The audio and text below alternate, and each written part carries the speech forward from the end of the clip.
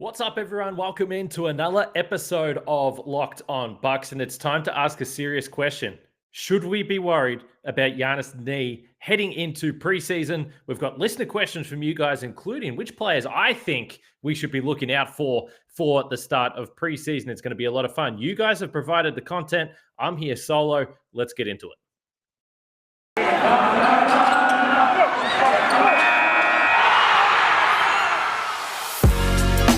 You are Locked On Bucks, your daily Milwaukee Bucks podcast, part of the Locked On Podcast Network, your team every day.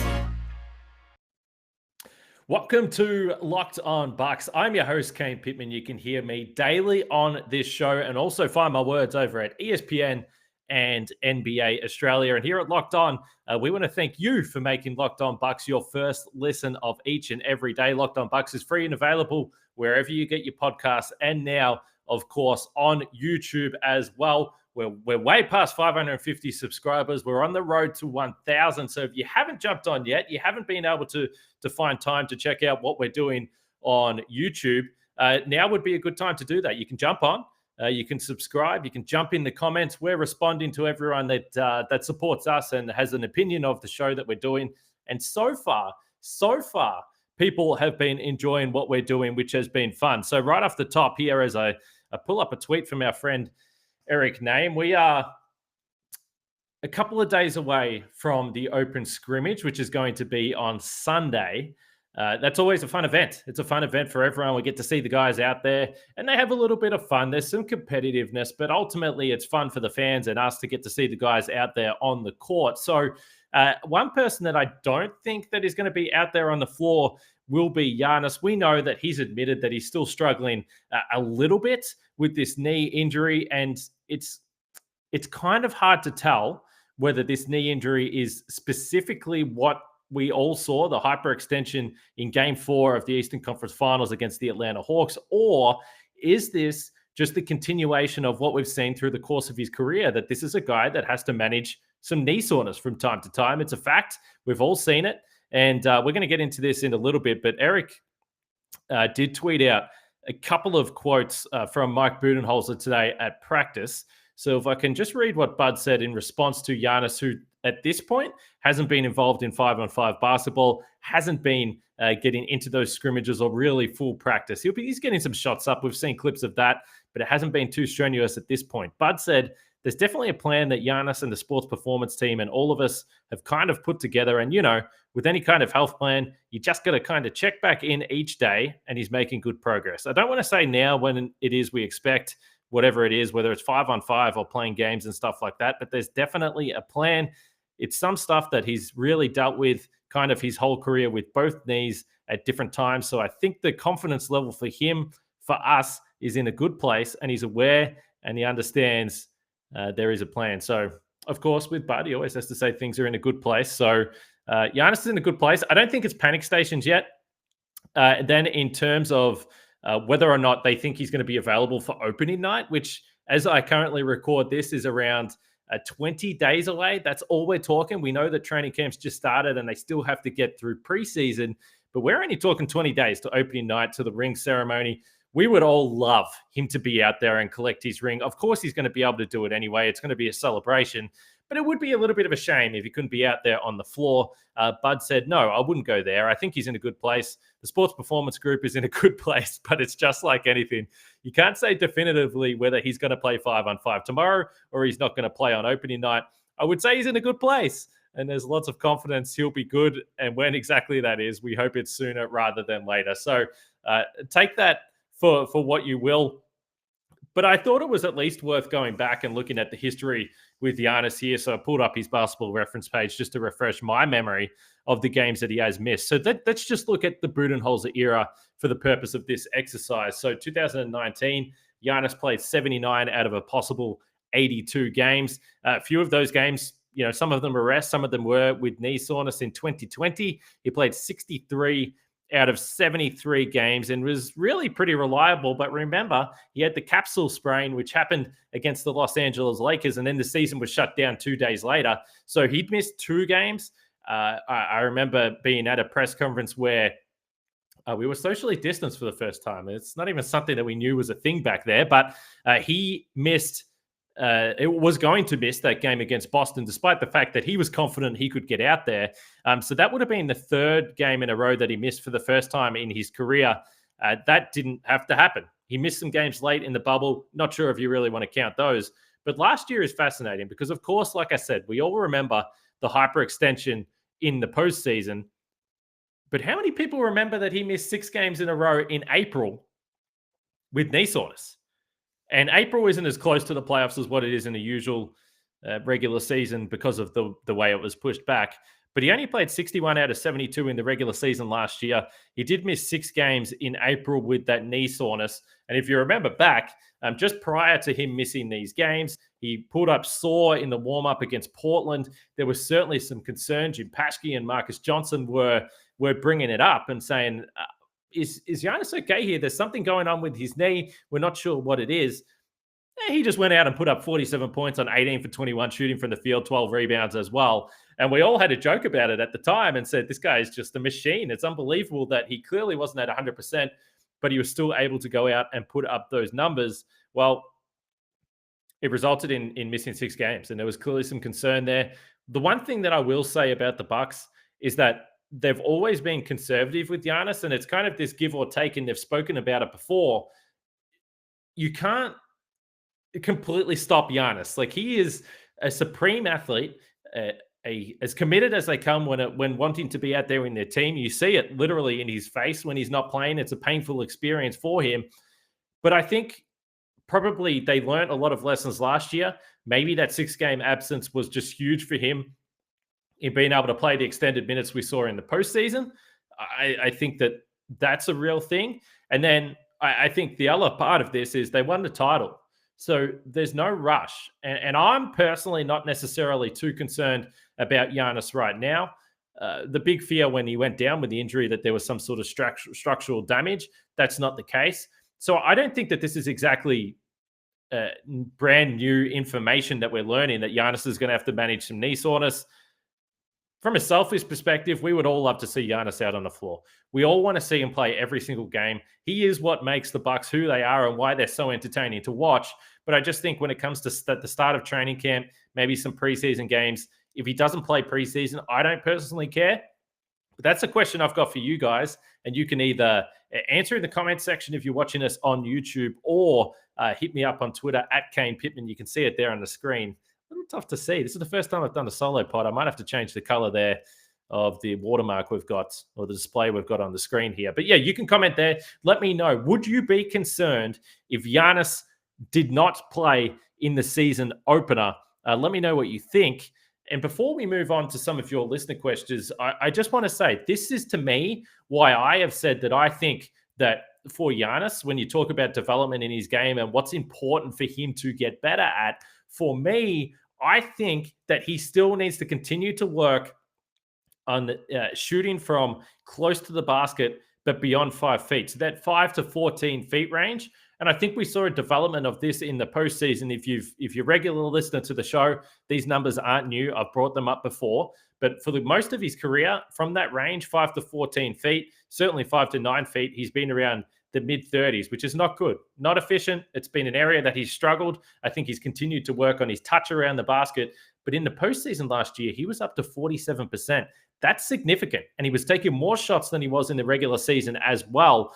So that was a great sign for me. And part of the reason that I really would love to see him develop that is because I think it helps him with his longevity in the game. Because think about it. When I look at Giannis, and this has always been something I've been concerned about, is just the toll that he has on his body.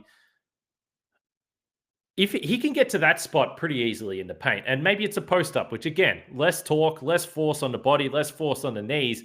It's always that last step and the lunge and the Euro step that puts the most force through his body and through his joints. So I think if you can get to that spot pretty easily, 5 to 14 feet around, it's a bit shorter than your typical mid-range, but if you can work on a push shot, a hook shot, a short jumper, whatever it may be, I think that it's not only is it going to open up his game and make him a better player, I do think, and it's just my opinion, not a medical expert, I do think that it will help his body as well. So that's what I'm looking forward to seeing from Giannis this season and beyond. how he changes his game to help himself physically get through the rigors of NBA. So, again, let me know what you think about that, either on YouTube or on the comments, in the comments. We've got some listener questions we want to get to here in just a second. Before I do, I want to talk about our friends over at Indeed because, listen, general managers ask questions to find the right players, like, do they have ice in their veins? I don't know if that's actually a question that John Horst is asking players, but anyway, when you're hiring, you can use Indeed assessments to help make sure you find candidates with the skills you need. When hiring gets hard, you need Indeed, the job site that makes hiring incredibly simple. Just attract, interview, and hire. In fact, with Indeed, you can do all of your hiring in one place, even interviewing. Don't just hope your perfect candidate will find you. Indeed's hiring tools help you cut through the noise to hire faster and smarter. In fact, Indeed Instant Match provides a list of quality candidates whose resumes are on Indeed the moment you post a sponsored job. According to Talent Nest, Indeed delivers four times more hires than all other job sites combined. So get started right now with a $75 sponsored job credit to update your job post at Indeed.com/locked. Get $75 credit at Indeed.com/locked. Indeed.com/locked. Offer valid through September 30th. Terms and conditions apply. And while you're on Indeed and scrolling through and looking for a job or looking to hire someone, you're probably going to get hungry. So I don't know what else you would rather do than have a Built Bar in your hand, the best tasting protein bar that has ever been made. Did you know that Built Bar has so many delicious flavors? There is something for everyone. When you talk to a Built Bar fan, they're definitely passionate about their favorites. If you don't know the Built Bar flavors, well, you're simply missing out. I don't know what else to say. There's coconut, cherry barcia, raspberry, mint brownie, double chocolate, salted caramel, strawberry, orange, cookies and cream, and German chocolate as well. If you can't choose, I don't blame you for that, but you should just get a mix box. You'll get 2 of each of the 9 flavors. Built Bars are healthy for you, and they're also the official protein bar of the US track and field team, which is pretty damn cool in my book. So go to built.com and use promo code LOCKED, and you'll get 15% off your order. Use promo code LOCKED for 15% off at built.com. All right, I'm riding solo here. I need a drink. It's thirsty work, I'm telling you. All right, let's get back into this now. Like I said, we have got some listed questions, some really interesting stuff. And look, we're days away from the preseason. Before we dive into it, I do want to thank everyone again for making Locked On Bucks your first listen of every day. We're about to get into some of the preseason topics and headlines to look forward to. But when you're done, make sure you jump across and listen to Locked On Packers with our friend Peter Bukowski. Make that your second listen of every single day. So I threw it out there this morning. This is really the last period of time where we're not going to have daily gains, daily news, daily analysis to get into. So I'm personally thrilled that the offseason has come to an end. That's got me fired up. I'm excited about that. But we had a couple of tweets come through. I've highlighted a couple here that I want to discuss with you guys. So let's go to this one first. Daz at Ewing in Oz. Beyond the top 4 guys, who's most likely to be the Pat Connaughton of 2022 and exceed expectations? So I think it's an interesting question for a number of reasons. And I think probably first of all, just thinking back to last year, and I remember I did a tweet and I said, Pat Connaughton gets an extension, well-deserved. He's been a good role player, been clearly underpaid. He was getting paid about $1.6 million and being an every night rotation player for the Bucks. He was underpaid. Fine. I said it was well-deserved. People didn't like that at all. I had some angry Bucks fans telling me to just stop carrying water for Pat Connaughton.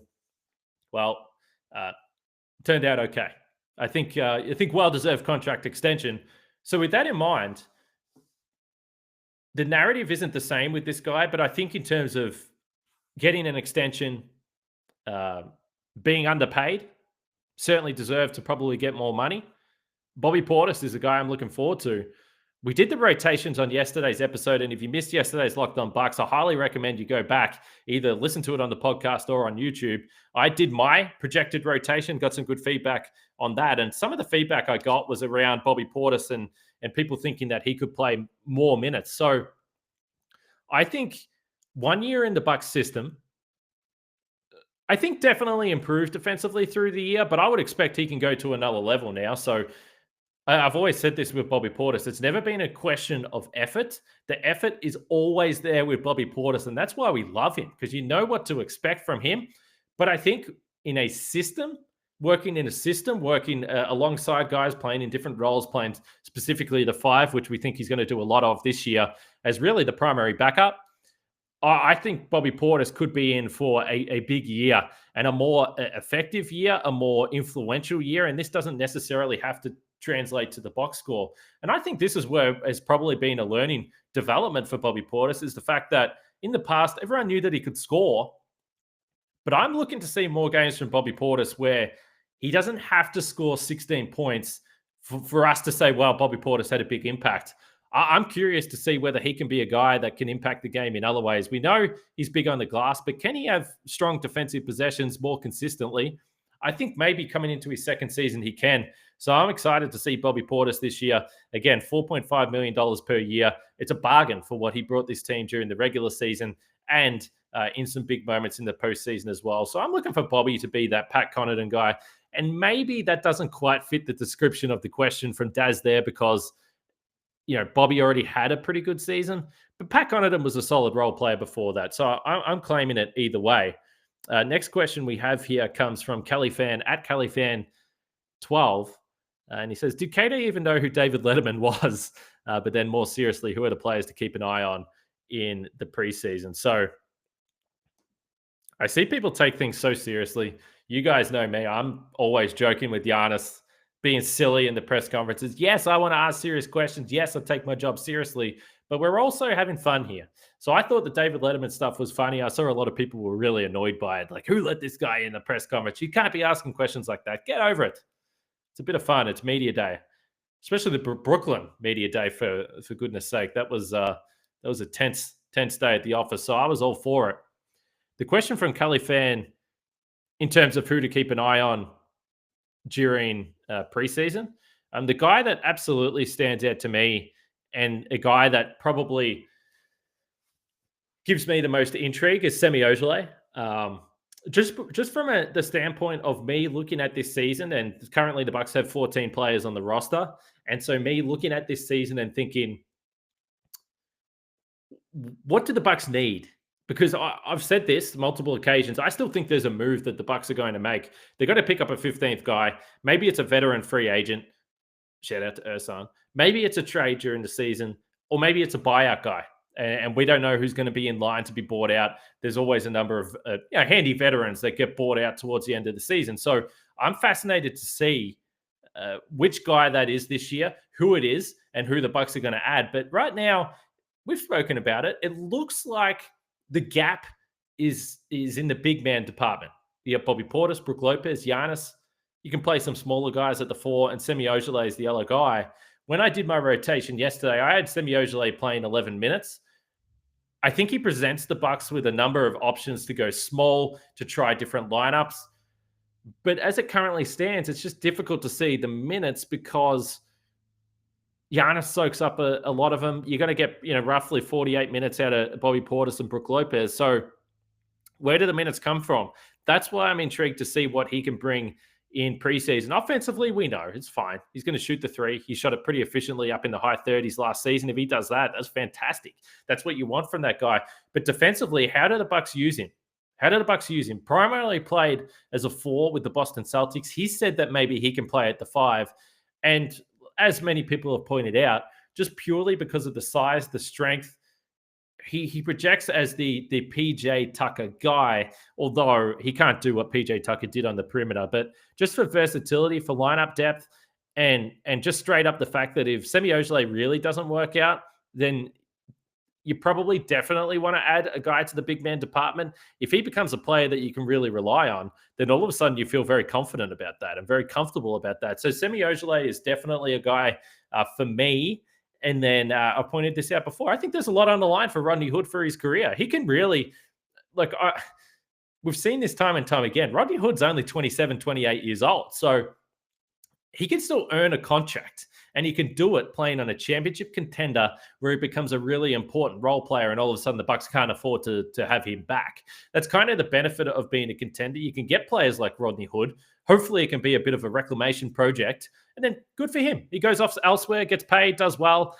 Similar to a guy like Bryn Forbes that came to Milwaukee for 1 year. He didn't get the bag or anything like that, but I think what he did in certainly in the playoff series against the Miami and through the regular season where he shot the ball so well, that's the idea. If you're the Bucks, bring in these guys, 1 year deal, minimum deals, see if they can really have a breakout season, spike their value, and then go elsewhere. Which is why the Bucks were so fortunate to keep Bobby Portis. So one more segment to go here on the show, and another couple of really interesting questions from one particular listener. We're going to get to them in just a little bit here, but I want to talk about betonline.ag because all eyes are on the gridiron as teams are back for another football season. As always, BetOnline is your number one spot for all the pro and college football action this season. With a new updated site and interface, even more odds, props, and contests, BetOnline continues to be the number one source for everything football. Head to the website or use your mobile device to sign up today to receive your 50% welcome bonus on your first deposit. Don't forget to use our promo code LOCKEDON to receive your bonus from football, basketball, boxing, right to your favorite Vegas casino games. Don't wait to take advantage of all the amazing offers available for the 2021 season. BetOnline is your fastest and easiest way to bet on all your favorite sports. BetOnline, where the game starts.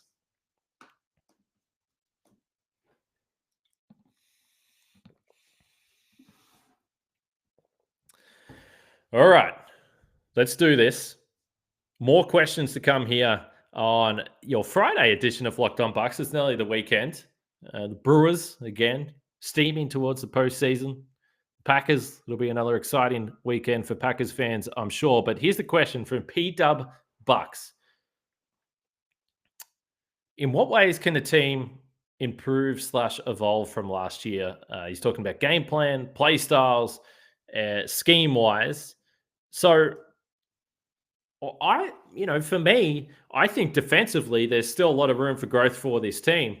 The beauty of last year's regular season is that everything that the Bucks tried through the regular season, more switching, can Brook Lopez be out on the perimeter?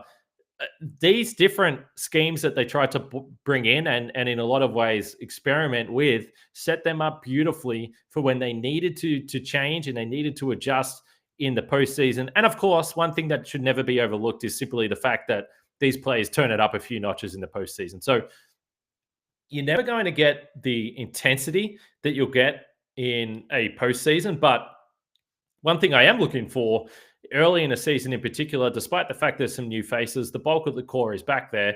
So I'm looking for fewer breakdowns between established players. So we saw this all the time last year, whether it was overhelping, whether it was just straight up breakdowns where two guys they're supposed to be executing a switch and then they just end up staring at each other and not knowing what's going on, and there's a layup on the other end there. That's to me where the biggest room for improvement is. I think offensively, when you have a Chris Middleton, when you have a Giannis, Drew, all these guys, all the shooters around them, you know what to expect. I think the Bucks are going to be a top 5, top 6 offense. Can they get up and be a top 5 or top 3 defense? To me, they've got the personnel. There's no reason why they couldn't. I think it comes down to obviously how quickly you can integrate some of the role players. So certainly like a Grayson Allen type. Again, some of the other guys we've spoken about, Semi Ojeleye, Rodney Hood, George Hill coming back into the lineup, I think helps defensively. So yeah, I think there's room for improvement in the defense, and I don't think they necessarily need to do much else. I thought we saw a little bit of everything last year. We saw some zone. I'm probably fine with backing off on the zone. There was a couple of games in particular where Frank was tearing his hair out watching the team play zone for 4 quarters. But yeah, again, I think the Bucks are going to experiment. I think they're going to try different things. I always come back to a conversation I had with Chase Buford for a story I was writing over at ESPN going back a couple of months ago now. And I brought up the fact that on this show, we were talking about the Bucks and the defensive struggles at times and the breakdowns, and that we thought that it was, fine because you were trying to iron out some wrinkles, you were trying to experiment. And he very quickly said that he was aware of the narrative around the Bucks and they're experimenting and they didn't care about winning. But he was very quick to say, let me just tell you this. Like when we were trying different things, yes, we thought that it was going to help us in the postseason, but there was at no stage were we happy when there was breakdowns or we thought that we could, it's fine if we lose this game, we'll work it out later. They were trying to win. They were trying to do it right. It just seriously takes time, particularly with the schedule they run and the lack of practice time. So with all that in mind, again, there's always things that can derail this: health, the schedule, the time that you get teams. That's why the regular season is so hard to get a read of. But defensively, for me, is something that I'm really looking forward to. And the second part of this question was being the champs. Is there a chance of a second All-Star buck this season in Chris or Drew? So for me, I thought Chris should have been an All-Star last year, two-time All-Star. Probably didn't help that the Bucks were having some of those struggles. So I think the Bucks, again, if they're right up there, we think they're going to be right up there. They are the champions. Chris Middleton had just an unbelievable postseason, and we always talk about it. Of course, these All-Star awards are based on this season, but we all know, and we always said this about Chris, once he gets one, he's probably going to pile them up and end up a 3 or 4 or 5-time All-Star. I still think that's going to be the case. As far as Drew Holiday goes, certainly a better two-way player. But again, I think Drew defensively, you're going to see the best of Drew in the playoffs defensively because it takes a lot of energy. It takes a lot of effort. And on the other end, he just doesn't score as much. He's going to be a 16, 17 point per game guy. He'll get you 25 to 30 on any given night. But more consistently, Chris Middleton, by the time we get to All-Star time, you're going to look at his numbers. He's going to be getting you 20, 22 points, 6 rebounds, 6 assists. It's a fantastic line as a second player. He's been a 2-time All-Star already. So if I had to put money on it, I would say that, I would expect that Chris Middleton will be an All-Star this year if, again, knock on wood, the health of the team is good. So like I said right off the top, we are a couple of days away from the open scrimmage here. This brings an end to the first full week on YouTube for the show. And again, as I said right off the top, we want to thank you guys for making Locked On Bucks your first listen of the day. It's free and available wherever you want to listen. If you don't want to look at me, I don't blame you for that. Listen on Apple Podcasts or Spotify. If you do want to look at me, please chuck us a subscription. We're on the push to 1,000 subs. I reckon we can get there in a couple of weeks with you guys listening to the show and everyone coming back to the show that maybe took a little off-season break. We really appreciate it. And shows like today where I'm solo, you guys created the content, so we appreciate that. Just a quick note about the Locked On Bets podcast. Make sure you check that out. Those guys have been rolling. They'll help you out with the NFL and with the NBA starting. They'll get you going there as well. Locked On Bets. Make sure you check that out. But for now, next time we speak, next time you see me, the Bucks would have had their open scrimmage, and we'll be having a little bit of fun wrapping up all the action from there. So that will do it for this week. We will be back on recording Sunday night, US time, for a podcast for you guys Monday morning. Until then, enjoy your weekend, stay safe, and we'll catch you guys next week.